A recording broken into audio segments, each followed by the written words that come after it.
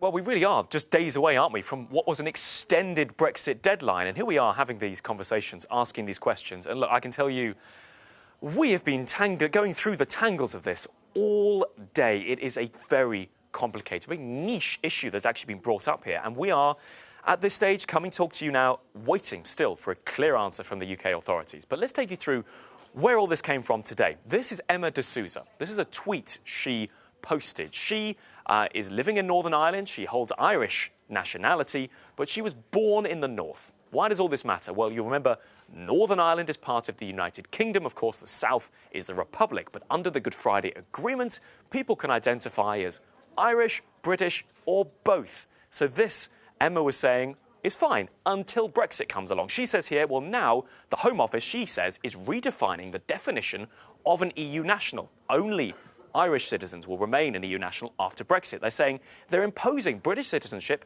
on the people of Northern Ireland. She's suggesting here there'll be a blanket imposition of British citizenship. Now, why? Well, after Brexit, there'll be this EU settlement scheme where people will be able to apply to stay in the UK. It's very important to say the British government and the Irish government saying Irish citizens don't have to do it, but they can do it. Well, Emma is saying people born in the south can apply and get on paper a guarantee of their rights, but if you were born in Northern Ireland, her legal default position is British. She's saying she's considered as British as well as Irish. She doesn't want that. And this is cutting to a real central question here. It is a question of identity. And her case, relating to a rather niche court case about wanting access to full EU family rights relating to her husband, has sparked wider concerns and a wider conversation on social about how people identify. Look at this tweet here. People saying here, thank you to everyone for the solidarity. The people of the island voted for the Good Friday Agreement and the right to be Irish or British or both. It's remind the UK government they cannot have both. You can't be stripping people away. There's also other tweets here. Born and bred in Belfast in Ireland. I'm as Irish as anybody born in Dublin. That, of course, is the south of Ireland, saying we cannot have two tiers of people who consider themselves to be Irish. And then let's bring this one here.